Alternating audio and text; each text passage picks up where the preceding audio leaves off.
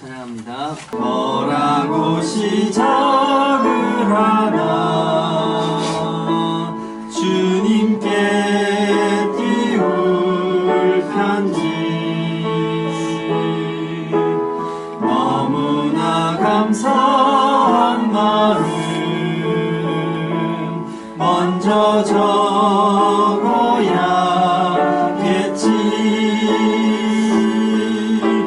두 손 모아 봉투를 삼고 믿음으로 우표를 삼고 하늘나라 띄워보내면 언제쯤 도착할까. 뭐라고 시작을 하나 주님께 띄울 편지 너무나 감사한 마음 다시 적어야겠지.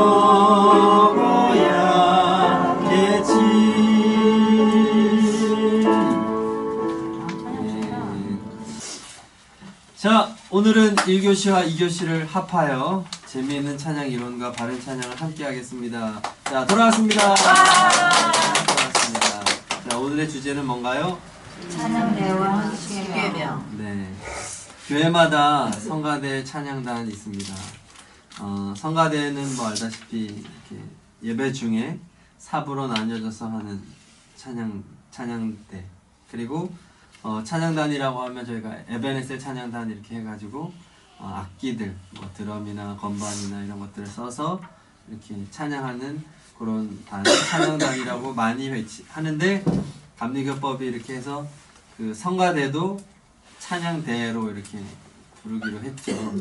그래서 겸용하는데, 앞으로 이 이후에 나오는 찬양대라는 용어는 성가대와 찬양단을 합친 것으로 보시면 되겠고, 또 찬양대원 하면 또 성가대원과 찬양단원을 다 합친 말로 이해하시면 되겠습니다.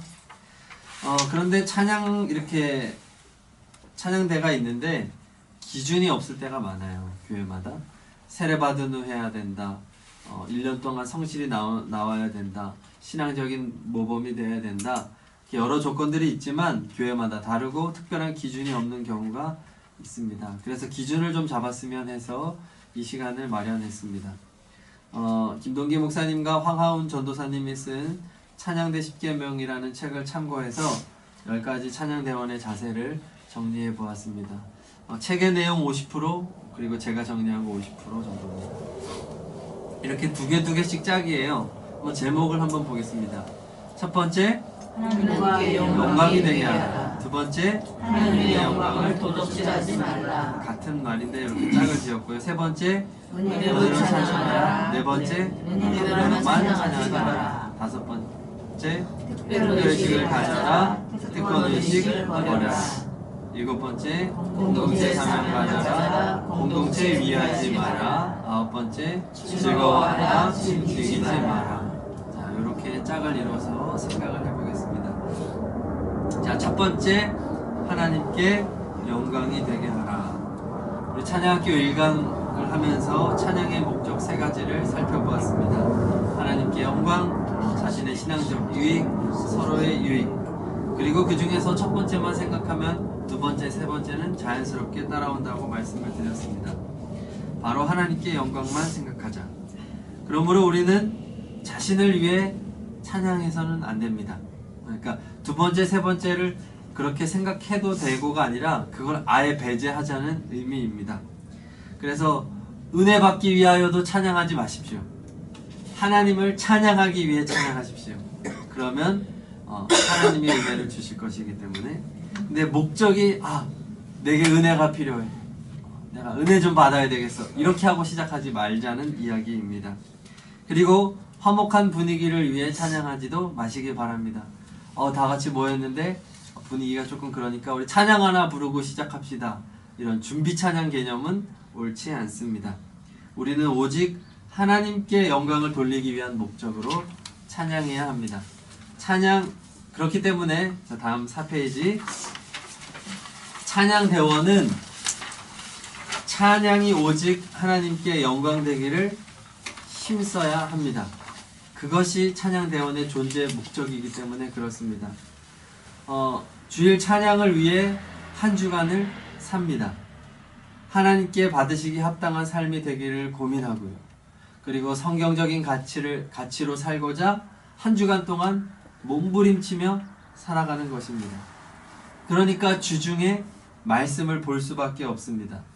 하나님께 영광 돌리는 법이 성경에 기록되어 있기 때문에 그렇습니다. 또한 기도할 수밖에 없습니다. 내 힘으로는 온전한 삶을 살 수 없기 때문입니다. 한 주간 동안 신앙적으로 승리하려면 성령님께서 죄를 깨닫게 해주시고 선을 행할 힘을 주셔야만 한 주간 승리할 수 있고 또 주일에도 찬양대를 통해 하나님께 영광 돌릴 수 있기 때문에 그렇습니다. 오직 하나님의 영광. 찬양학교 1강을 또 더 참고해 주시면 되겠고요. 자, 두 번째는요. 하나님의 영광을 도적질하지 말아라 입니다. 무대는 사람을 크게 만들고 돋보이게 만들고 심지어 키도 커 보입니다. 강대상도 이렇게 단이 있어서 더 커 보이죠. 음악은 두말할 것 없이 사람을 매력적인 존재로 만듭니다. 한번 생각해 보십시오. 외모가 정말 출중한 사람들은 배우들이잖아요. 영화 배우들. 그런데 청소년들이 가장 좋아하는 연예인들은 가수입니다. 특히 10대들에게 인기를 얻는 가수들을 일컬어서 스타 또는 아이돌 가수. 스타는 연예인들을 총칭하는 단어고 아이돌 가수 이런 용어를 많이 씁니다. 스타, 아이돌 모두 우상이라는 의미를 가지고 있습니다. 수많은 청소년들은 가수들을 우상으로 삼아서 그들의 무대에 환호하고 노래를 따라 부르고 여기서 떼창이라 그래요. 다 같이 떼를 지어서 노래 부른다.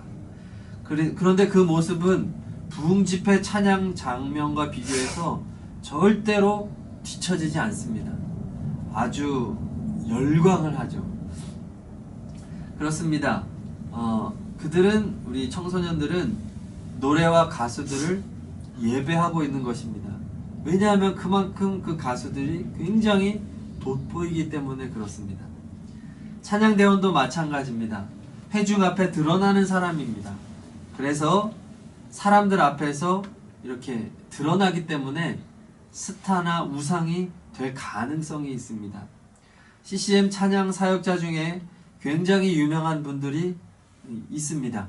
이름만 대도 아는 분들 많죠. 박종우, 송정미, 소리엘, 소향, 이런 이제 분들이 있는데 교회들이 많은 돈을 주고 그들을 초청해서 전도 축제나 찬양 집회를 하는 경우를 어렵지 않게 찾아볼 수 있습니다.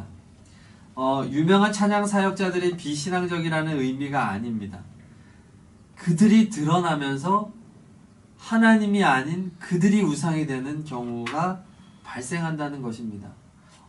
그래서 제가 이 책을 봤을 때 이 책의 목사님이 아주 소위 A급 찬양 사역자를 그 대학교에 초청을 했답니다. 그래서 학생들이 얼마나 기대를 했는지, 합성대 출신이신데 그러다가 이제 취소가 됐대요. 이 일정이 안 맞아서 취소가 됐더니 학생들이 또 얼마나 실망을 하는지. 그러니까 이게 뭐가 잘못된 거죠. 그 찬양 사역자가 와야만 바른 예배를 할 수 있는 것이 아닌데 그 사람이 보고 싶은 거죠. 그 사람의 목소리, 그 사람의 그런 실상을 보고 싶어하는 어떤 이런 벌써 마음속에 그런 우상으로 자리 잡았던 거, 이게 잘못됐다는 거죠. 교회 안에서도 마찬가지입니다.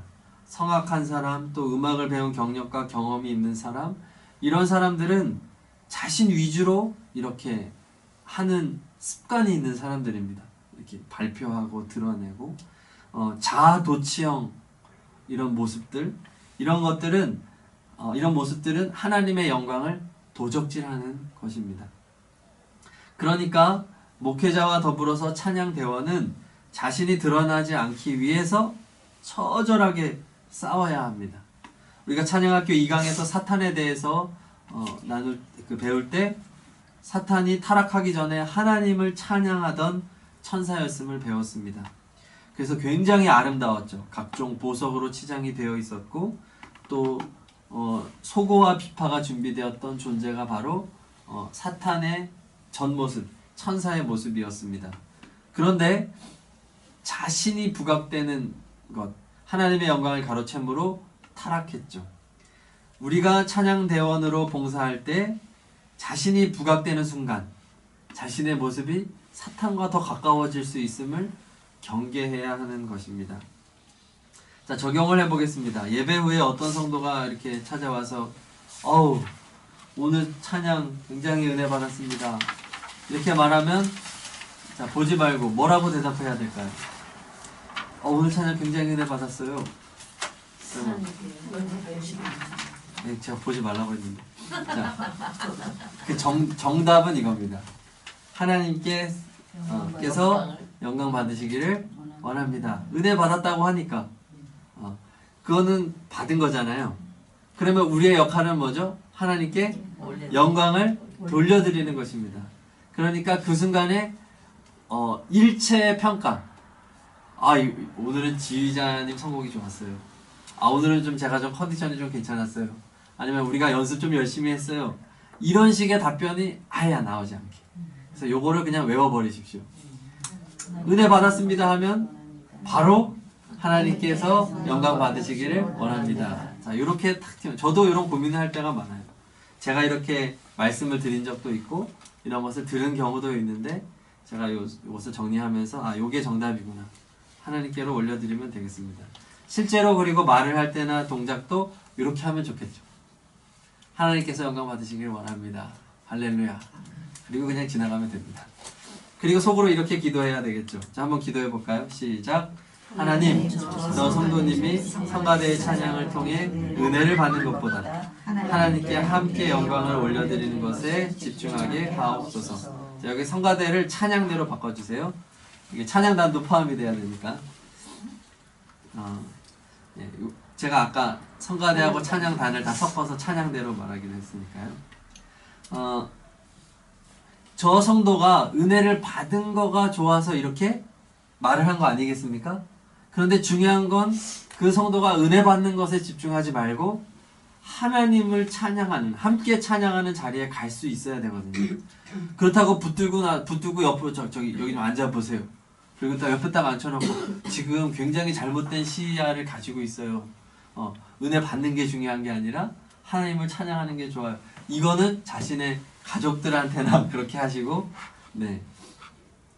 기도해 주시기를 바랍니다. 자, 그런데 문제가 있습니다. 목회자도 그렇고 찬양 사역자들도 그렇고 뜨는 목사, 뜨는 사역자 이런 것들을 많이 선호한다는 것입니다.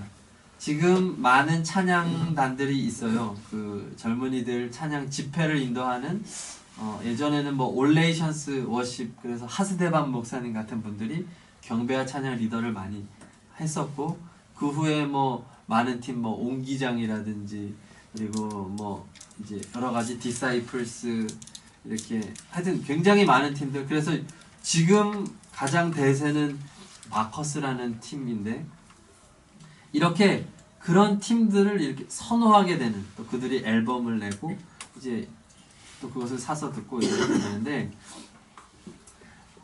그런 것을 선호하는 것이 문제가 된다는 것입니다. 하나님의 영광을 도적질할 수 있기 때문에 목회자가 성공하기 위해 갖추어야 할 3요소를 얼굴, 목소리, 그리고 노래 실력이라고 하는 우스갯소리도 있습니다. 스타성을 말하는 것입니다. 뭔가 사람들 앞에서 돋보여야만 목회적으로 성공할 수 있다는 뜻입니다. 그러나 이것은 하나님의 영광을 도적질할 수 있기 때문에 매우 위험하고 잘못된 생각과 발언입니다. 이런 것은 말도 하지 마시고 그렇게 하시기 바랍니다.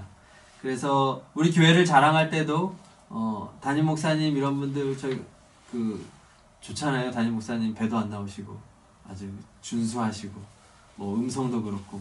근데 우리가 그런 것으로 은혜도 받고 또 말씀도 좋고 할 때 그런 외모적인 것들을 자랑하지 마시고 하나님의 은혜를 자랑하시기를 바랍니다.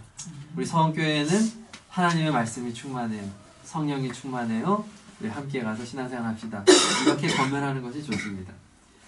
예배는 우리의 재능을 펼치고 또 과시하는 장소가 아닙니다. 예배는 우리의 마음이 쏟아지는 현장이어야 합니다. 예수 그리스도를 통해 성령님의 능력을 힘입어 하나님과 교류하는 곳이 예배입니다. 인간의 공로가 아니라 예수 그리스도의 공로로 드려지는 공간이 바로 예배의 공간입니다. 그렇기 때문에 찬양대원들은 모든 회중들과 더불어서 동등하게 하나님께 영광 돌리는 사람들이 되어야 할 것입니다. 자, 세 번째는 뭐죠? 은혜로 찬양하라. 하나님의 은혜가 없이는 우리는 단 한순간도 살 수 없습니다. 왜냐하면 우리의 영혼의 재료가 하나님의 생기이기 때문에 그렇습니다. 우리가 은혜가 있어야만 하나님이 베풀어 주시는 평강과 기쁨 속에서 우리가 찬양 사역을 할 수 있습니다. 그렇기 때문에 찬양대원은 은혜 없이 사역할 수 없다는 그런 간절함이 있어야 됩니다. 자신의 경험과 실력을 의지하지 말고 날마다 매 주일마다 그렇게 베풀어 주시는 하나님의 새로운 은혜를 사모해야 하는 것입니다. 예를 들어서 저희가 설교를 할 때 다시 하게 되는 경우가 많이 있잖아요. 그럴 때 뭐 교회를 옮길 때도 그렇고.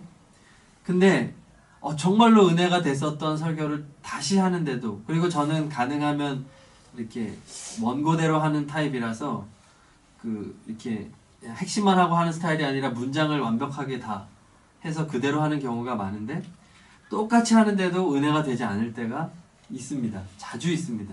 그게 왜 그러냐면 새롭게 부어주실 하나님의 은혜에 대한 사모함보다 예전에 내가 이 설교를 한번, 목사님들이 좋은 표현은 아니지만 소위 안타 쳤다, 홈런 쳤다, 이런 표현들을 쓰는데, 이렇게 은혜가 되었던 경험을 가지고 이렇게 그것을 의존해서 할 경우에, 그러니까 찬양대원들도 내가 목소리가 더 훈련이 됐기 때문에, 또 내 경험이 있기 때문에 이렇게 해서는 안 된다는 것입니다.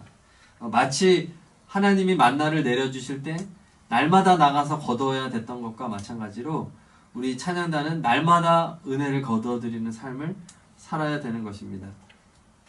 그래서 찬양대원의 신앙적인 조건을 말하자면 다음과 같습니다. 첫 번째 뭐죠? 찬양은 성령을 받은 자여야 합니다. 네, 쉽게 임명되거나 쉽게 그만둘 수 있는 것이 아닙니다.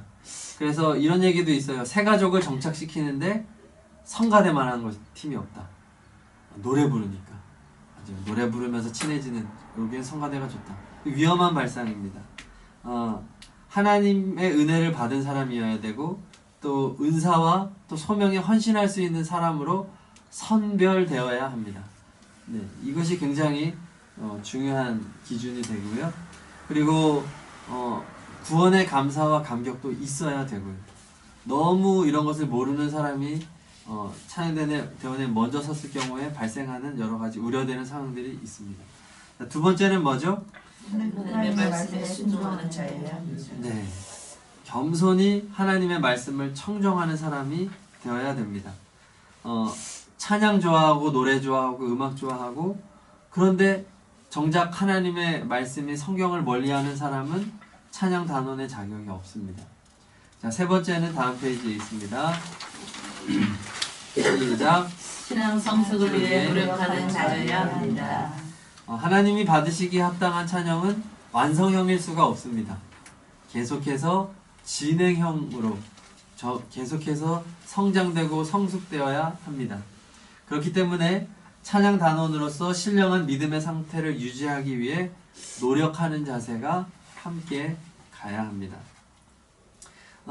찬양 단원은 또한 곡과 가사를 이를 위해서 깊이 묵상하는 훈련이 필요합니다. 노래를 잘 부르는 것보다 중요한 것은 뭐죠? 노래를 알고 부르는 것입니다. 가사에 대한 이해와 깊이를 가지고 있을 때 훨씬 깊은 은혜가 있습니다. 그래서 말씀을 드렸죠. 성경을 통해 하나님에 대한 은혜의 그 넓이와 크기와 깊이를 더 이해한 사람들이 그 단어가 나왔을 때 훨씬 더 성경적인 입장에서 찬양을 할 수 있다는 것을 말입니다. 그래서 성경을 읽고 나서 묵상을 반드시 해야 되는 것과 마찬가지로 우리 찬양 대원들은 자신이 찬양할 곡의 가사에 대한 묵상이 선행되어야 합니다. 자, 이를 위해서 악보가 있으면 악보를 핸드폰으로 찍어서 수시로 이렇게 볼 수 있도록, 악보를 가지고 다니는 게 불편할 때에는 요즘 핸드폰 얼마나 좋습니까? 기왕이면 핸드폰을 넓은 거를 뭐 다들 쓰시네요. 쓰시고. 그래서 보시는 것도 좋고, 제가 제안하는 방법이 찬양 노트를 만드는 것입니다. 그냥 아무 노트나 괜찮으니까 대신에 내용들을, 이런 내용들을 넣는 겁니다. 날짜 5월 14일 2부 예배 때 할 찬양, 묵상을 언제 했다, 5월 8일 월요일날 한 주 전에 했다. 자, 찬양곡의 제목은 주는 나의 목자. 가사는 그대로 다 쓰면서 성경 필사하듯이 가사 필사를 하는 것입니다. 그 다음에 묵상을 하는 것입니다. 이건 제가 예를 들어서 그냥 넣은 거예요. 요즘 마음에 두려움과 염려가 많이 있었다. 가정을 돌보는 일도 그렇고 교회 사역을 하는 것도 그렇고 마음대로 되는 것이 없다. 그런데 오늘 찬양 가사를 묵상하면서 생각해 보았다. 가장 큰 문제는 목자 되신 주님을 잊고 산 것이 아니었을까. 내 이름으로만 살려 했구나. 반성하였다. 선한 목자가 되시는 주님께 모든 것을 맡기며 찬양하자. 이런 식으로 뭐 우리가 큐티를 하고 큐티 노트를 쓰는 것과 마찬가지로 찬양 노트를 쓰신다면 훨씬 더 성숙한 가사의 고백을 할 수가 있을 것입니다. 그리고 일주일 일정 중에서 주일 찬양 사역을 위한 기도 시간, 그리고 기도 장소를 선별하는 것이 좋습니다. 순전하게 찬양 사역을 위해 나는 이날 이 시간에 이 정도의 기도를 하겠다라고 떼어놓는 것입니다. 그러니까 보통 우리가 기도할 때 하는 레파토리가 있잖아요. 새벽기도 딱 시작하면 쫙 하는 레파토리가 있어요. 그거를 파괴해서 어느 한 시간은 찬양 사역을 위한 기도 시간을 매주 단 5분이라도 떼어놓는 것입니다. 그래서 그때 기도할 때에는 이 가사들을 더 묵상하고, 또 찬양 대원들을 위해서, 지휘자를 위해서, 또 그날의 예배를 위해서 집중적으로 기도하는 것입니다. 이 연습, 이 훈련이 만약에 5년, 10년이 지속된다고 했을 경우에 다른 찬양 사역을 하는 다른 교회 사역자들에 비해서 굉장히 많은 신앙적인 진보를 경험할 수 있을 것입니다. 찬양 노트를 쓰는 것도 매주로 하시는 것이, 매주 단위로 하는 것이 좋습니다. 왜냐하면 매주 찬양을 하기 때문에 일주일에 한 번 정도 이렇게. 그리고 꼭 묵상을 하루에 할 필요도 없습니다. 월요일날 한 거 적고 또 목요일쯤에 또 한 번 더 하면 그 밑에다 또 더 적어 내려가고, 이런 식으로 찬양 노트를 쭉 해 놓으시면 나중에 이 찬양 노트가 굉장히 좋은 신앙의 유산이 될 것입니다.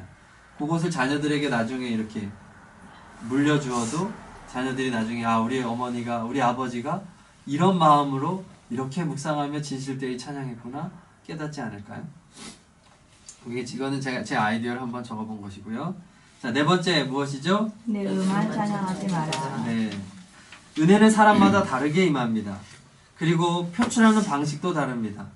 그런데 만약 사람이 자기 스타일대로 막 표출하게 되면 찬양대의 모습이 어떻게 될까요? 어떤 사람은 목소리를 너무 크게 하고, 어떤 사람은 침묵하고, 누구는 눈물을 흘리느라 노래 부를 그런 그 소리가 막 이제 가다듬어지지 못하고, 또 누군가는 이런 장면을 보면 어찌할 바를 몰라 하지 않을까요? 그래서 은혜를 지혜롭게 표출하는 지혜가 필요한 것입니다. 그리고 그것을 가능하게 해주는 것이 배움과 연습과 훈련입니다. 음악 이론과 실기에 대한 연습과 공부도 분명히 필요합니다. 호흡법, 발성법, 공명법. 그래서 찬양대에서는 계속 이런 공부가 될 수 있는 기회나 자리들을 마련해야 합니다. 필요하면 교회도 요청을 하고, 또 연회나 이런 곳에서도 이런 강의들을 이제 개설할 때가 있습니다. 그럴 때에는 부지런히 광고해서 함께 가서 듣고 실습하고, 이런 열정이 있어야 됩니다. 무엇보다 찬양 대원들은 객관적으로 자신의 목소리, 또 악기 연주자들은 악기 실력을 진단받을 필요가 있습니다.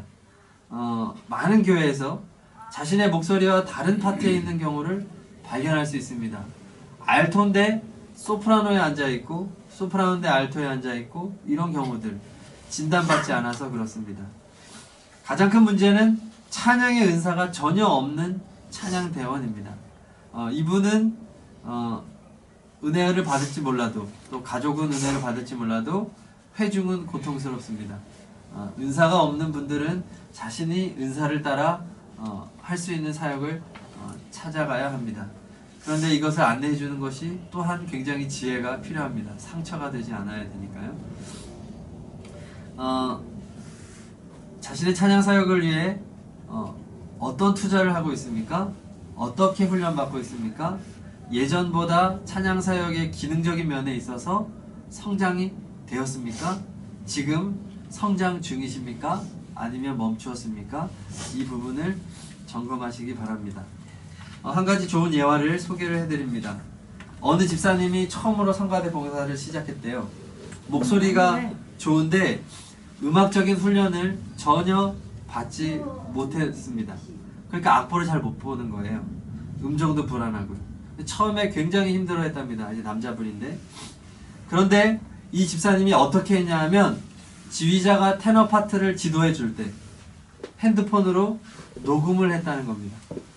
그리고 반주자에게 이렇게 쉬는 시간이나 또 별도의 시간에 찾아가서 테너 파트 좀 쳐달라고 그러는 거예요. 그래서 그것을 역시 핸드폰으로 녹음을 했답니다. 그리고 이 녹음된 것을 가지고 집에 돌아가서 듣고 또 듣고 일주일 내내 들었습니다. 그리고 악보와 비교해보고 자신이 악보를 볼 줄 모르니까 계속해서 듣고 연습하고, 그래서 어떤 주일은 여전히 악보를 보지 못하는 상태임에도 불구하고 완벽하게 가사와 음정을 외워오신 적도 있다고 이 책의 저자가 자신의 경험을 이렇게 적어놓은 부분이 있었습니다. 굉장히 저는 도전이 되는 말이라고 생각합니다. 요즘에는 핸드폰이 너무 잘 발달해서 이렇게 녹음 기능이 굉장히 좋아요. 그러니까 이런 열정이 우리에게 있었으면 좋겠습니다. 성장하고자 하는 열정. 그리고 자신이 부르는 노래도 녹음을 하면 좋습니다. 그래서 실제로 내가 이렇게 노래를 부를 때 듣는 소리는 나가는 소리하고 다르다는 걸 아시죠? 이게 지금 내가 듣는 내 목소리와 나가는 소리가 다릅니다. 그렇기 때문에 그것을 외부에서 핸드폰 같은 것으로 녹음을 하고 들어보시면 점검이 됩니다. 아, 내 소리가 이렇구나, 발음이 이렇구나, 이런 피드백을 이렇게 점검을 할 필요가 있습니다. 감리교 창시자 존 웨슬리는 1761년에 출판한 엄선 찬양곡집 머릿말에 찬송가 바르게 부르기 운동을 이렇게 6가지로 적어 넣었습니다. 자, 이제 은혜로 찬양하되 이런 규칙들을 지키십시오라는 건데요. 자, 첫 번째 뭐죠? 먼저 곡조를 배워라. 배울 수 있는 한 많은 찬송을 배우십시오. 자, 두 번째, 정확하게 불러라. 악보대로 불러라. 고쳐 부르지 말고 기교 부르지 말고 정확하게 부르도록 해라. 세 번째, 힘차게 불러라. 크게 불러라. 몇 빠지고 졸린 노래가 되지 않도록 정성을 다해 소리를 높여라. 자신의 소리를 부끄러워 말하라. 자, 네 번째, 겸손하게 불러라. 네, 귀를 열어 다른 사람들의 소리에 맞추어 부르라. 이것은 함께 질서 있게 부르라는 지난번 내용과 일치하고요. 다섯 번째, 느리지 않게 부르라. 네. 찬송은 너무 느려지면 안 된다. 처음 속도를 끝까지 잘 지켜서 고백이 있게 힘차게 그렇게 찬양해라 했습니다. 왜냐하면 이렇게 너무 감성에 치우치면서 막 그렇게 되는 경우도 발생할 수가 있어요. 그러니까 이게 찬양을 통해 힘을 얻는 게 아니라 찬양을 통해 오히려 더 맥이 빠지는 이런 경우도 있을 수가 있습니다. 자, 여섯 번째, 특히 심령으로 불러라. 가사 한마디마다 눈을 하나님께로 향하여 열라. 가사의 뜻을 깊이 생각하며 부르고 음악에 도취되지 않도록 하라. 자, 이런 실질적인 지침들을 주었습니다. 자, 은혜로만 찬양하지 마라 하는 것이었고요. 다섯 번째 뭐죠? 특별의식 가져라. 네, 다윗왕은 찬양대를 체계적으로 정비하고 구성해서 수준 높은 성전 음악으로 끌어올렸습니다. 역대상 6장에 보면은 전문 사역자를 두었습니다. 레위인들 중에서 헤만, 아삽, 에단을 세웠고요. 그리고 역대상 15장에 보면 노래하는 자, 비파, 수금, 재금에 악기 울리는 자도 세우고, 역대상 25장에 보면 찬양대를 24반열로 조직하고 찬양에 익숙한 자 288명을 선전해서 특별히 훈련시키고 있었음을 볼 수 있습니다. 이들은 모두 30세 이상이 되는 사람들 중에 음악에 재능이 있는 사람들이었습니다. 특별한 사람들, 특별한 훈련, 특별한 조직을 만들었습니다. 솔로몬이 성전 봉헌할 때는 제사장 120명을 나팔 부는 자로 세웠고, 스룹바벨은 200명의 찬양대를 구성했고, 느헤미야도 250명으로 구성된 찬양대를 구성하였습니다. 이처럼 찬양대원은 특별히 선정된 사람입니다. 그렇기 때문에 하나님께서 부여하신 사명의 가치를 인정하고 프로의식을 가져야 됩니다. 성악을 전공한 사람들은 겨울에 추워도 히터를 틀지 않는다고 합니다. 성대가 상하기 때문에. 집에서도 말을 거의 하지 않습니다. 그리고 공연을 앞두고는 TV 시청을 금하기도 합니다. 왜냐하면 재밌는 프로 보다가 웃을까봐. 네. 굉장히 조심하고 또 조심하고, 또 자신의 목에 잘 맞는 그런 그 이제 음료라든지 이런 거. 그래서 어떤 사람은 도라지가 굉장히 맞는 사람이 있고, 또 어떤 사람은 프로폴리스도 아주 이렇게 좋은 프로폴리스, 뉴질랜드산 아주 그 순도 100%의 그냥 시중에 막 돌아다니는 싸구려 말고 아주 굉장히 좋은 것을, 심지어 그쪽에서 살고 있는 하여튼 지인과 친척들을 다 총동원해서 이렇게 택배로 받기도 하는 이런 열정을 가지고 있습니다. 그래서 프로죠. 찬양대원들에게 이러한 자세가 필요합니다. 하나님 앞에 나는 선정된 사람이다. 이 특별의식을 가지고 몸과 영혼을 잘 관리하는 것입니다. 그렇게 교회에서 모범이 되는 생활을 또한 하겠죠. 부산의 한 중형교회 이야기입니다. 한 청년이 열심히 성가대 활동을 했습니다. 그런데 어느 날 선생님이 호프집에서 맥주 먹는 모습을 본 겁니다. 근데 그 후로 찬양 연습을 하는데 지혜자 선생님의 지휘봉이 맥주잔으로 계속 보이는 거예요. 맥주잔 마시는 그 손이. 그래서 도저히 안 돼서 성가대를 그만두었다고 합니다. 특별의식을 가지고 개인의 삶에 있어서나 또 교인들에게 있어서나 이렇게 모범이 되는 삶을 살아야 되는 것입니다. 찬양 단원이기 때문에. 자, 6번째는 뭐죠? 특권의식을 버려라. 교회에서 종종 문제를 일으키는 부서 중에 또 찬양대가 있습니다. 굉장히 많은 예산을 가져다 쓰면서 잘못된 특권을 누리는 것입니다. 찬양대 연습 때문에 모든 봉사활동, 전도활동, 선교회 활동에서 빠지기도 합니다. 또 큰 교회들 같은 경우는 성악을 전공한 사람들, 또 악기, 오케스트라 하는 사람들을 많이 이렇게 돈을 주고 모셔오는 경우가 있잖아요. 그런 사람들은 철새가 많습니다. 노래를 위해, 그리고 또 일종의 아르바이트죠. 그런 사람들을 무조건 찬양대에 포함시키지 말고 신앙적으로 할 수 있도록 지도해 주어야 합니다. 특권의식을 버리도록. 찬양대는 교회 안에서 특화된 독립단체는 아닙니다. 회중의 일부입니다. 더 겸손해야 되고 더 봉사하는 마음으로 임해야 합니다. 다른 성도와 조화를 이루고 교회 지도자들과 목회자들과 조화를 이루는 그러한 모습이 필요합니다. 이제 국가의 리더십도 제왕적인 리더십, 특권의식을 가진 계층이 더 이상 통하지 않는 시대가 되었습니다. 교회도 마찬가지입니다. 카리스마를 가진 독단적인 지도자들과 단체보다는 조화와 소통을 이루는 사랑의 공동체를 요구하고 있습니다. 우리는 사회의 변화보다 더 빠르게 주님의 사랑으로 섬기는 공동체를 이루어야 할 것입니다. 특권의식을 버려야 된다. 자, 7번째입니다. 공동체적 사명을 가져라. 에베소서 4장 16절 있습니다. 시작. 에게서 온 몸이 각 마디를 통하여 도움을 받음으로 연결되고 결합되어 각 지체의 분량대로 역사하여 그 몸을 자라게 하며 사랑 안에서 스스로 세우느니라. 아멘. 자, 몸의 각 마디마디와 같이, 그리고 이렇게 뼈와 뼈가 그 연골과 이런 것들을 통해서 아주 잘 연결이 되어야 건강하지 않습니까? 마찬가지로 찬양대원들은 아주 관절관절의 그런 그 이음새가 아주 끈끈해야 됩니다. 이 결속력이 있어야 됩니다. 상대방의 눈빛만 봐도 이해할 수 있어야 됩니다. 뭘 원하는지, 상태가 어떤지. 이것을 눈빛만 봐도, 지휘자의 눈빛만 봐도, 아, 지휘자가 지금 이것을 요구하는구나. 이런 소통이 쫙 열려 있어야 됩니다. 그러려면 무엇이 필요합니까? 사랑과 신뢰가 필요합니다. 그런데 대부분 연습에 많이 할애를 하잖아요. 어떻게 신뢰와 사랑을 쌓을 수 있을까요? 자, 첫 번째 무엇이죠? 미소. 네, 미소. 찬양대 연습 시간은 피곤한 시간이 많습니다. 예배 전후, 그렇죠? 몸이 피곤한데 인상만 쓰고 있으면 나만 피곤한 게 아니라 옆에 있는 사람이 더 피곤합니다.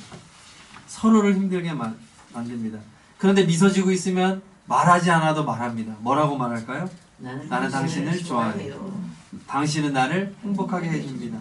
뵙게 되어 반갑습니다. 미소는 이런 언어들을 가지고 있습니다. 미소의 효과는 강력합니다. 상대방의 마음을 열어 자신의 경영을 효율적으로 만들고 심지어 자녀 양육에도 미소 하나가 주는 효과가 대단하다고 합니다. 통화를 할 때에도 미소를 지으며 통화하라고 가르치는 그런 것도 많습니다. 전도할 때에도 미소가 굉장히 효과가 있습니다. 인간관계에 있어서 미소만한 것이 없습니다. 미소. 굉장히 사람의 첫인상을 좋게 해주고 마음을 이렇게 열어주는 따뜻한 장치가 바로 미소입니다. 그래서 찬양단원들 하실 때 의도적으로라도 미소를 지으시기를 바랍니다. 아멘. 미소 한번 짓고 대화를 시작하십시오. 미소 한번 짓고 모이십시오.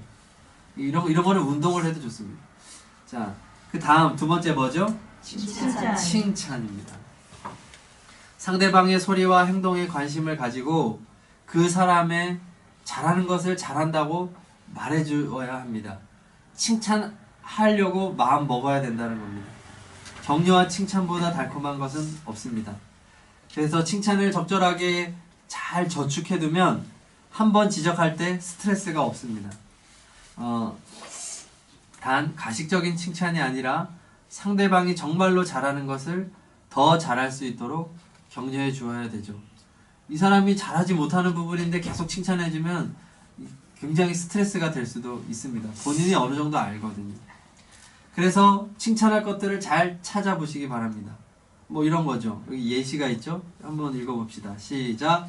찾으면 표정이 참 은혜로워요. 밝아서 좋아요. 센스들이 참 깔끔해요. 발음이 참 좋아요.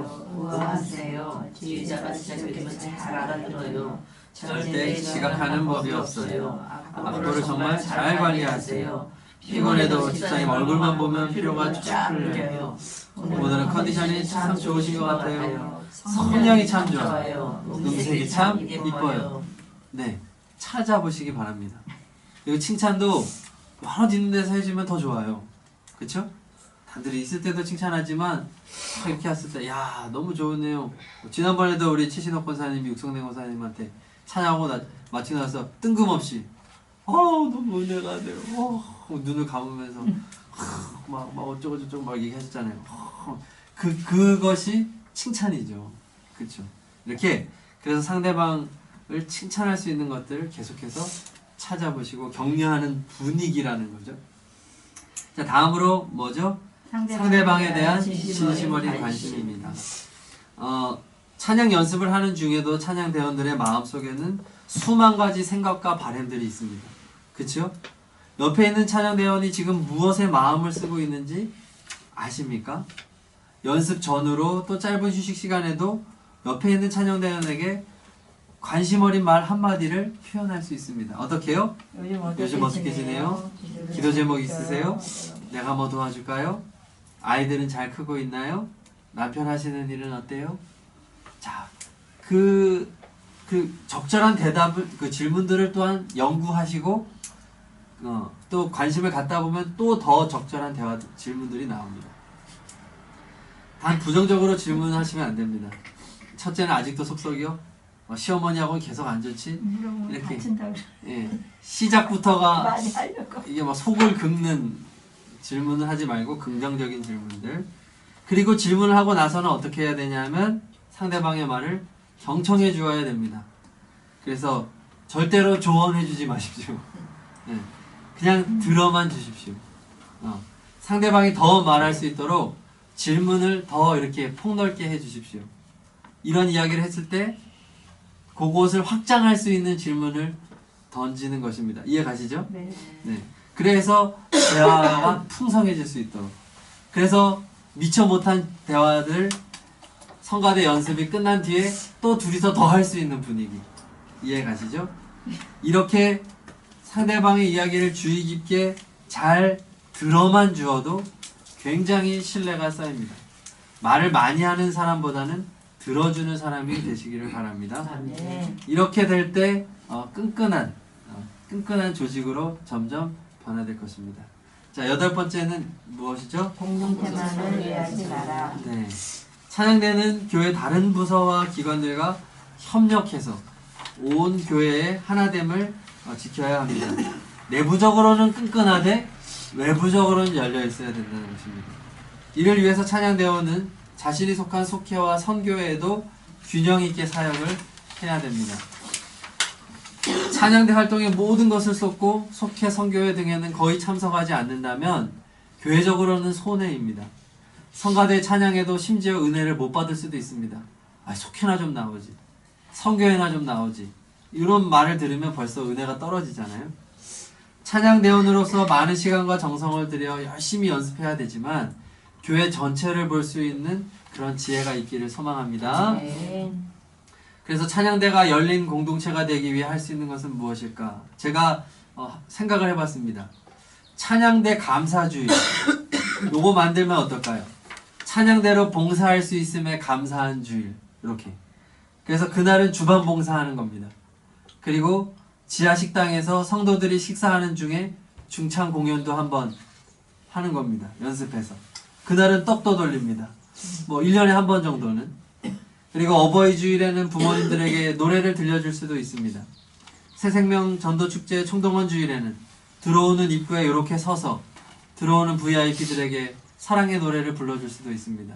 우리가 아이디어를 조금 더 내서 주일날 찬양대 거기서만, 찬양대석에서만 하는 찬양 말고 모든 현장에서 불려지는 찬양단, 찾아가는 찬양단, 필요를 채워주는 찬양단, 이런 찬양단이 되면 어떨까?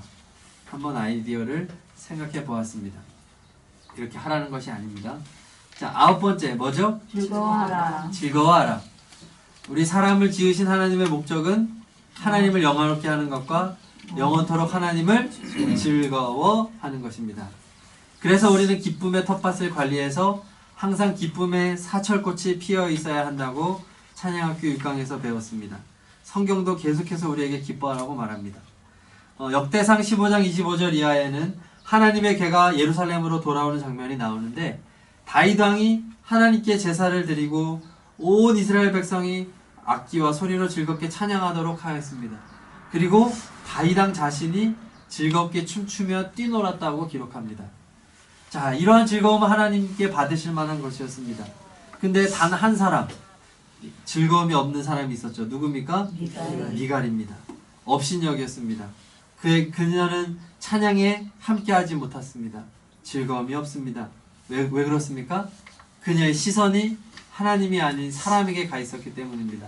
왕의 체면, 채통, 이런 것에만 마음이 써 있었기 때문에 그랬습니다. 찬양대에서 반드시 점검하고 확인해야 되는 것이 바로 이 즐거움입니다. 하나님과 친밀한 관계에서 우러나오는 기쁨이 있는가? 그 기쁨은 마치 거대한 폭포수의 물줄기와 같습니다. 마르지 않는 생물과 같습니다. 찬양대원으로 하나님을 찬양하는 것에 대한 감격, 하나님을 찬양하고 싶어서 견딜 수 없어 하는 그 모습, 그 환희에 찬 모습이 우리의 찬양대의 모습이 되기를 소망합니다. 우리 교회 찬양대에는 이러한 기쁨이 넘칩니까? 감격이 있습니까? 모이는 것이 너무 기쁘고 연습하는 것이 기쁩니까? 표정을 보면 알 수 있습니다. 모든 성도들이 또 이것을 느끼고 있고 또 그 기쁨에 함께 동참하여 하나님을 찬양하고 있습니까? 점검해 보십시오. 그리고 이 즐거움을 회복하도록 노력해야 됩니다. 자, 마지막입니다. 뭐죠? 즐기지 마라. 하나님을 즐거워하고 세상적인 즐거움을 멀리하라는 의미입니다. 하나님은 즐거워하고 세상적인 찬양은 멀리하라. 찬양을 하지만 잘못된 즐거움에 빠질 수 있습니다. 예를 들어 유행가를 부르듯이 찬양을 막 흥얼거리는 거예요. 가사는 온데간데 없고 리듬에 그냥 차서, 이해 가시죠? 나기 보이시니 주 앞에 빨리 나가 막 부르고 있는데 가사하고는 전혀 상관없이 그냥 유행가 부르는 모습과 똑같은 거. 또 자신의 감정을 분출하는 도구로 찬양을 하는 경우, 그것은 잘못된 즐거움입니다. 가사의 묵상과 믿음의 고백 없이 음악의 선율이나 리듬이 좋아서 즐기는 것은 세상 음악을 즐기는 것과 다를 바가 없습니다. 찬양대는 하나님께 감격하고 찬양하는 때도 있지만 신앙의 기본과 기초를 쌓아가는 인내와 훈련의 시기도 필요합니다. 이를 위해서 세 가지를 제안을 하는데요. 먼저 찬양대는 말씀을 읽고 묵상하는 공동체가 되시기 바랍니다. 이것은 그렇게 즐거운 일은 아닐 수 있습니다. 그렇죠? 시간을 들여 또 성경을 봐야 되니까요. 그러나 우리는 기억해야 됩니다. 다윗이 춤추었던 이유는 말씀의 회복 때문이었습니다. 언약궤가 회복되었기 때문에 그는 그렇게 춤추며 뛰놀 수 있었습니다. 우리의 기쁨의 근원은 뭐냐? 하나님의 말씀이 되어야 됩니다. 말씀을 통해 부어지는 은혜로 우리는 찬양하는 것입니다. 찬양만으로 예배하고 찬양만으로 은혜 받으려고 하는 추세에 있습니다. 우리나라가. 젊은 아이들이 찬양 집회를 할 때 시작할 때 거의 한 3, 40분 찬양하고 메시지 한 10분 뭐 이렇게 전하고 또 그 이후에 또 3, 40분 찬양하고 이렇게 하는 경우가 많습니다. 심지어 어떤 찬양 집회는 메시지가 없습니다. 찬양만 가지고 처음부터 끝까지 하고 예배라고 말하는 경우도 있습니다. 굉장히 위험합니다. 말씀 없는 찬양 위험합니다. 그래서 균형을 상실한 것이죠. 찬양은 가사가 중요하다고 말씀했습니다. 음악이 없어도 가사만으로 예배가 될 수 있고 찬양이 될 수 있다고도 배웠습니다. 개인적으로 찬양하는 시간이 많은데 성경을 읽는 시간이 적다면 균형을 잃는 것입니다. 그렇기 때문에 찬양 대원들의 말씀 생활을 꼭 점검하고 함께 말씀을 읽을 수 있도록 격려하고 독려해야 됩니다. 할 수만 있다면 찬양대 연습 중에 한 5분 정도는 성경을 읽는 시간을 가져도 괜찮고 그날 찬양에 해당하는 구절을 찾아서 이렇게 말씀을 읽고 그 말씀에 근거돼서 그날 찬양을 연습해도 되고 이제 이런 것들을 디자인해도 좋겠죠. 두 번째 제안하는 것은 찬양대는 기도하는 공동체가 돼야 됩니다. 기도는 영적 전쟁입니다. 시간을 들여야 되고 마음을 써야 됩니다. 전쟁에 임하는 사람은 즐거움으로 임하지 않습니다. 사명에 근거해서 싸웁니다. 왜요? 가족을 지켜야 되니까. 나라를 지켜야 되니까 전쟁에 임합니다. 찬양대는 예배를 방해하는 모든 영적 세력 앞에서 하나님께서 하신 일, 하나님의 존재를 선포하는 싸움에 임하는 용사입니다. 그런데 찬양대원이 영적 전쟁에서 늘 패하고 불신앙적인 삶을 살고 욕심에 이끌리는 생활을 하고 있다면 영적인 힘이 있겠습니까? 하나님을 찬양하는 그 하나의 입으로 불평을 말하고 원망을 말하고 세속적인 가치를 따르는 말을 하고 불신앙적인 말을 하면 되겠습니까? 우리 찬양대원의 입은 기도하는 입이 되어야 되겠습니다. 그때 영적인 힘이 나오는 것입니다. 그래서 한 주간 생활을 하실 때에도 가능하면 신앙적인 이야기, 믿음의 이야기, 이런 이야기들을 입에 담기를 소망합니다. 아멘. 그래서 하나님이 입을 하나로 만드신 이유가 있지 않을까요? 하나만 말하라고. 그래서 신앙인들도 만나서 대화하는데 야 이번에 집값 올랐다며 어디 뭐 샀다며 땅 샀다며 이런 이야기들이 주를 이루는 사람이 많습니다. 또 자녀들 이야기를 할 때에도 그냥 성경 이야기만 하고 자기 자랑, 자식 자랑, 남편 자랑 이런 것들만 채워지는 경우도 많습니다. 그런 세속적인 것들을 걸러내야 됩니다. 근데 기도로만 걸러낼 수 있겠죠. 자, 마지막으로 제안하는 것은 찬양대는 철저하게 훈련하는 공동체가 되어야 됩니다. 앞에서도 계속 다루는 부분인데 연습은 피곤할 때가 많습니다. 그러나 사명감을 가지고 연습에 임해야 됩니다. 목소리는 아주 섬세한 악기입니다. 발성 연습을 꾸준히 해야만 일정 수준을 유지할 수 있고요. 파트 연습을 많이 반복하고 실수를 교정한 사람만이 정확한 음정을 정확한 성량으로 부를 수 있습니다. 애매하게 연습하면 애매하게 부릅니다. 한 부분에는 크게 자신 있는 부분을 크게 부르고 자신 없는 부분을 작게 부르고 이것이 전체의 조화를 깨뜨립니다. 그래서 연습 시간은 철저하게 지켜야 됩니다. 누군가는 이런 출석을 체크하는 사람을 세워서 매주 지각한 사람 몇 분 지각 다 적고 철저하게, 그리고 잘 참석한 사람들은 격려도 해주고 이런 훈련이 필요합니다. 그리고 연습도 아까 말씀드렸던 것처럼 핸드폰으로 녹음을 해서라도 정확하게 할 수 있도록 힘을 써야 되겠습니다. 자, 13페이지 마지막으로 지휘자를 속썩이는 효과적인 7가지 방법을 알려드리겠습니다. 지휘자를 속썩이고 싶으신 분들은 꼭 이 방법을 실천하시기를 바랍니다. 자, 굵은 글씨만 보겠습니다. 첫 번째, 연습 시간에 매번 10분, 15분 늦게 도착하라. 2번, 악보는 항상 깨끗하게 지휘자의 코멘트를 절대 적지 마라. 세 번째, 성가대 자리는 당신 마음대로 정하라. 네 번째, 침묵 분위기를 항상 살려주어라. 다섯 번째, 연습 도중에 지휘자의 말을 중단시키거나 교정시켜 주어라. 여섯 번째, 자신의 결석을 지휘자에게 미리 알리지 말라. 일곱 번째, 연습은 적당하게. 자, 이렇게 그동안 지휘자를 속썩이는 일에 것에 너무나 부족함을 느끼시는 분이 있다면 이 방법을 참고해 주시고, 만약에 지휘자와 함께 협력하기를 원하신다면 괄호 부분을 참고하시면 되는데 반대로 하시면 되겠습니다. 네. 자, 이것으로 마치고요. 3교시를 빨리 진행을 하겠습니다. 자, 3교시 숨겨진 찬송 이야기 시작하겠습니다. 네. 오늘의 찬양은 나의 갈 길 다가도록입니다. 페니 크로스비 여사님 14페이지요. 작사했는데요. 제가 마지막 강의를 하면서 이 이름을 꼭 기억하시길 바라서 제가 이분을 마지막에 배치를 했습니다. 페니 크로스비. 네, 페니 크로스비. 19세기 미국이 낳은 가장 위대한 찬송시 작가. 미국 찬양의 어머니. 찬송가에서 무려 22곡이 이분의 작품인데요.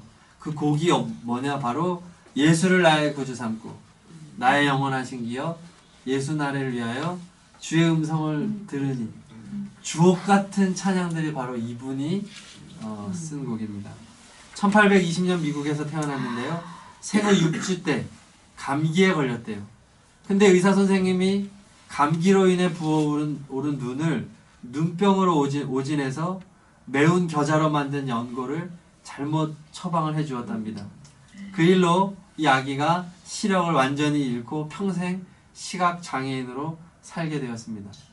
심지어 2살이 되기도 전에 아버지가 세상을 떠났습니다. 아버지가 없습니다. 시각장애인입니다.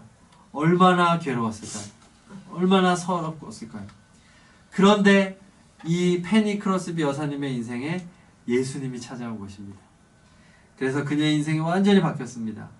늘 어둠 속에 살아갔던 그녀의 심령에 강렬한 영혼의 빛이 되시는 예수님이 찾아오셨기 때문입니다.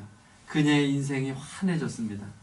15세 늦은 나이에 맹인학교에 입학을 했습니다. 그런데 음악과 시에 굉장한 재능을 보이면서 열심히 이제 또 배웠습니다. 학교를 졸업한 후에는 11년 동안 졸업한 학교의 학생들을 가르치고 31세에는 맹인 음악가였던 알렉산더 알스틴과 결혼하였습니다. 오늘 찬송 나의 갈 길 다가도록은 1874년 그녀가 54세가 되었을 때 일어난 경험을 토대로 만들었습니다. 자기 작품을 출판해주는 출판인을 만나기로 되어 있었는데 버스 요금 5달러가 없었답니다. 그렇게 경제적으로 넉넉하지 않았던 모양입니다. 항상 그랬듯이 무릎을 꿇고 하나님께 기도를 드렸습니다. 근데 초인종이 울리는 거예요. 나가보니까 낯선 사람이 있습니다. 근데 그분이 이렇게 말합니다. 제가 당신의 팬입니다. 하나님께서 당신의 영혼에 복 주시기를 바랍니다. 라고 하면서 악수를 하면서 손에 무언가를 쥐어주는 것입니다. 정확하게 5달러였다고 합니다. 크로스비는 한치의 오차도 없이 필요를 채워주시는 하나님의 섬세한 손길에 감사하면서 떠오르는 영감을 찬송으로 읊조렸습니다. 그것이 바로 나의 갈 길 다가도록입니다. 우리 인생을 살아갈 때 넉넉하지 않을 때도 있고 또 절대적으로 하나님의 도움이 필요할 때들이 있습니다. 그럴 때마다 우리의 갈 길 다가도록 함께 하시는 그 예수님을 고백하시기를 바랍니다. 네, 우리 찬양하시겠습니다. 나의 갈 길 다가도록 예수 인도하시니 내 주 안에 있는 긍휼 어찌 의심하리요. 믿음으로 사는 자는 하늘 위로 받겠네. 무슨 일을 만나든지 만사 형통하리라. 무슨 일을 만나든지 만사 형통하리라. 나의 갈 길 다가도록 예수 인도하시니 어려운 일 당할 때도 족한 은혜 주시네. 나는 심히 고단하고 영혼 매우 가라나 나의 앞에 반석에서 샘물나게 하시네.